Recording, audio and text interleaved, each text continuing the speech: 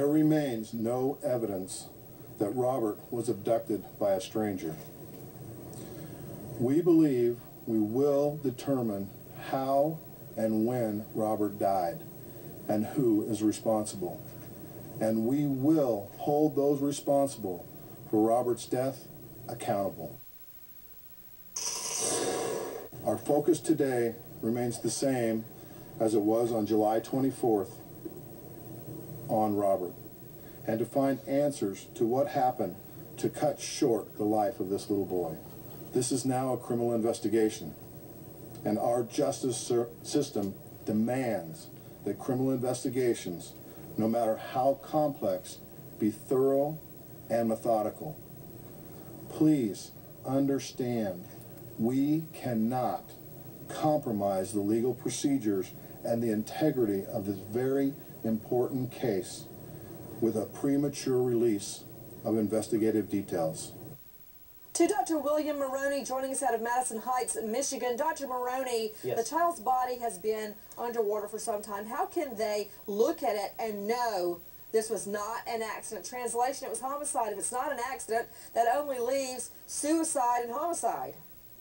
What they're going to do is look at radiographic x-rays, and those x-rays are possibly going to show signs of trauma.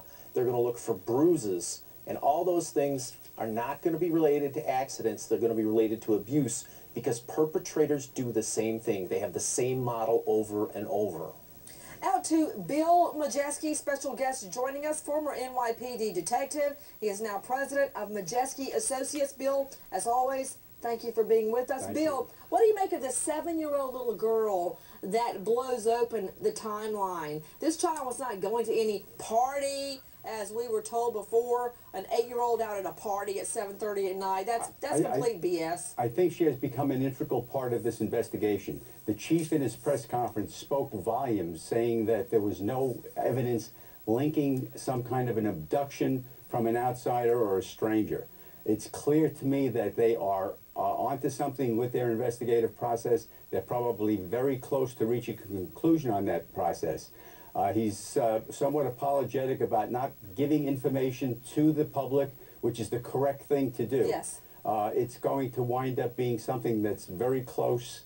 The young girl that gave the information, it's extremely interesting information and important information, because it now establishes a new timeline that the police can go forward on. They're going to go back, re-interview a lot of people, and move forward on this very quickly. Everyone, we are taking your calls live, but very quickly, why no charges against a bunch of well-heeled medical physicians, pharmacies, and an entourage that gave